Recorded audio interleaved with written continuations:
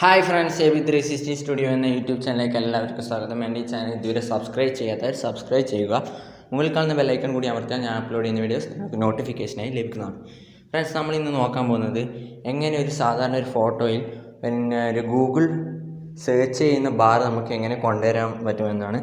അതിനായി നമുക്ക് വേണ്ടത് പിക്സാർട്ട് ആപ്പാണ്. ഞാൻ പിക്സാർട്ട് ആപ്പ് ഓപ്പൺ ചെയ്തിട്ട് എനിക്ക് വേണ്ട ഫോട്ടോ ഞാൻ സെലക്ട് ചെയ്തിരിക്കുകയാണ്.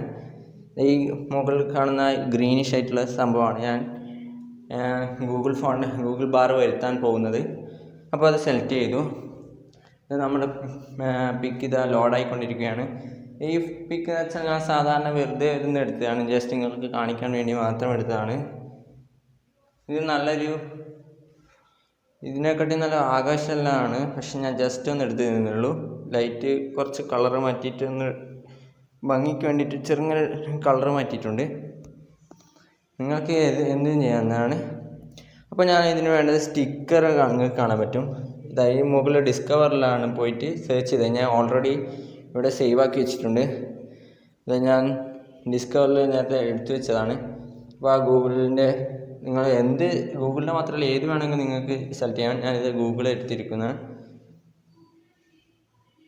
ഇത് നമ്മുടെ ഗൂഗിൾ ഞാൻ ഏകദേശം സൈസ് നല്ല മിഡിൽ പോർഷനിലായിട്ട് വെക്കുകയാണ് ചെയ്യുന്നത്. കുറച്ച് സൈസുകൾ നമുക്ക് അഡ്ജസ്റ്റ് ചെയ്യാം. ഇതാ നിങ്ങൾക്ക് കാണാവുന്നതാണ്. ഇവിടെ ഗൂഗിൾ ബാർ ഇപ്പോൾ അവിടെ പച്ചപ്പിൽ നിൽക്കുന്നത് പോലെ ഉണ്ടാവും. എന്നിട്ട് അവിടെ മുകളിലായിട്ട് ടിക്ക് കൊടുക്കുക.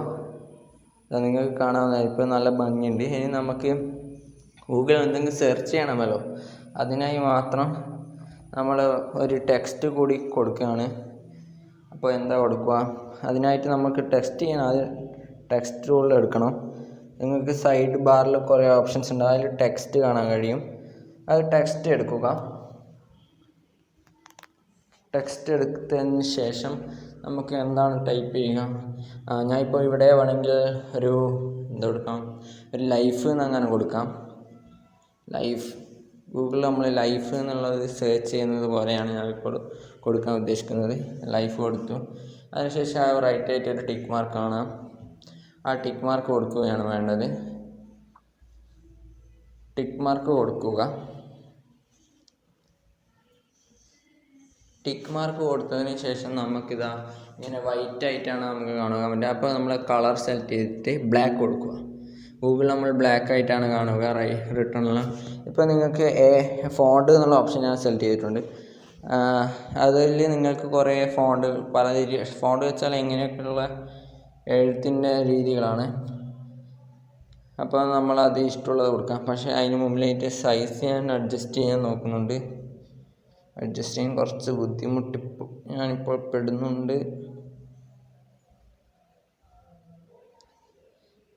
കുറച്ചും കൂടി അഡ്ജസ്റ്റ് ചെയ്ത് നോക്കാം. കുറച്ച് സൈസൊക്കെ ചെറുതാക്കിയതിന് ശേഷം ഫോണ്ട് നമുക്ക് ഏകദേശം നമുക്ക് ഇഷ്ടമുള്ള പോലെ എടുക്കാം. ഗൂഗിൾ എങ്ങനെയാണ് കാണുന്നത്, ഏകദേശം എങ്ങനെയുള്ളതാണ്. ഇത് ഞാനിപ്പോൾ സൈസ് അഡ്ജസ്റ്റ് ചെയ്ത് കൊണ്ടുവരികയാണ് ചെയ്യുന്നത്. എന്നിട്ട് ഗൂഗിളിൽ ലൈഫ് എന്ന് സെർച്ച് ചെയ്യുന്നത് പോലെ കൊടുക്കുകയാണ്.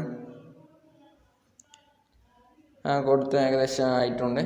ഇനി നമുക്ക് ഫോണ്ടിൽ നമുക്ക് ഏത് മോഡലിൽ വേണോ റൈറ്റ് ചെയ്തത് നോക്കാൻ വേണ്ടിയിട്ട് ഗൂഗിളിൽ ഇഷ്ടമുള്ള പോലെ ഇത് മതിയോ, ഇത് വേണ്ട, അതിങ്ങനെയൊന്നുമില്ല. കുറച്ച് ലൈറ്റായിട്ടുണ്ട്, ബോൾഡ് ആക്കാണ്ടുള്ളൊരു റൈറ്റാണ് ഗൂഗിളിൽ നമുക്ക് സെർച്ച് ചെയ്യുമ്പോൾ ഉണ്ടാകുന്നത്. അപ്പോൾ ഇത് മതി. നമ്മുടെ പിക്ചർ റെഡി ആയിട്ടുണ്ട്. എങ്ങനെയാണ് നമ്മളൊരു സാധാരണ ഫോട്ടോ അതിലൊരു ടിക്ക് മാർക്ക് കൊടുക്കുകയും വേണം.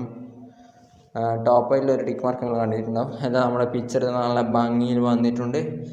അപ്പോൾ നിങ്ങൾക്ക് എല്ലാവർക്കും ചെയ്യാൻ പറ്റുന്ന ഈസിയാണ്. ഇപ്പോൾ സബ്സ്ക്രൈബ് ചെയ്യുക.